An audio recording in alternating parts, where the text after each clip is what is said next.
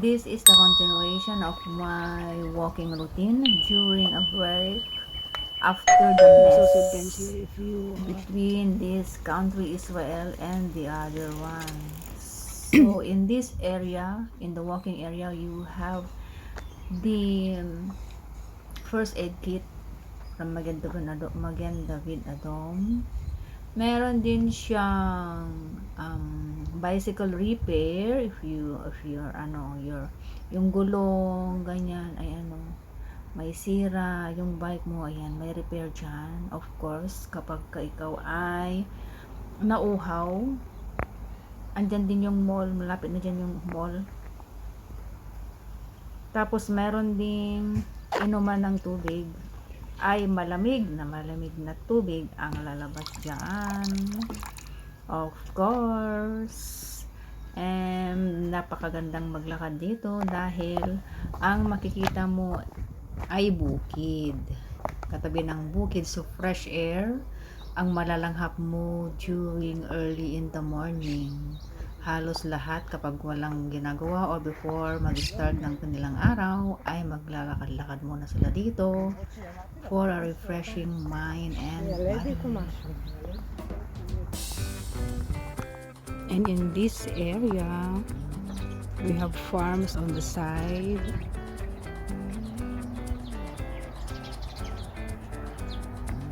On the other, there's a lot.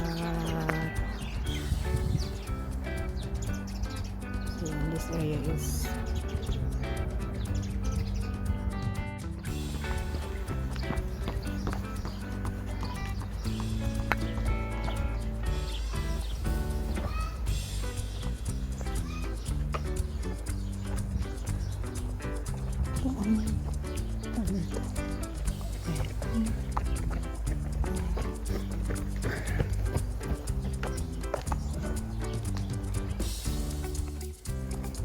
so sa side na to kanilang farm. Walang masyadong buwan ngayon kasi tag-ulan. Ayan siya. Marami na-walking sa oras na to. Beauty.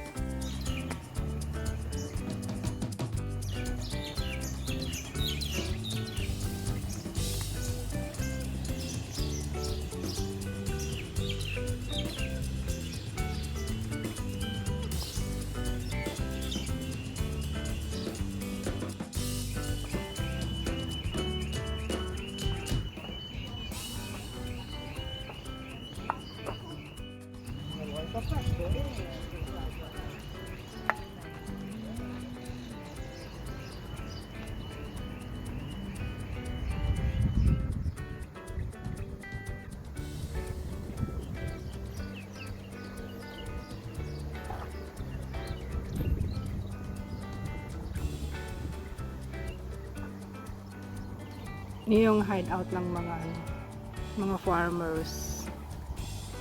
Ayan.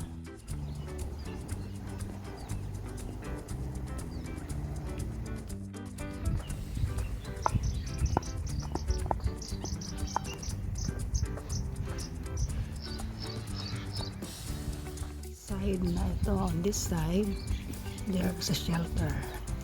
This is the shelter. And on this side is the farm again. Beautiful farm.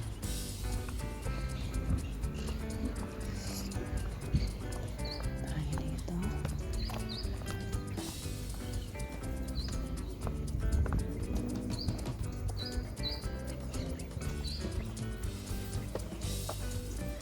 So this is the shelter.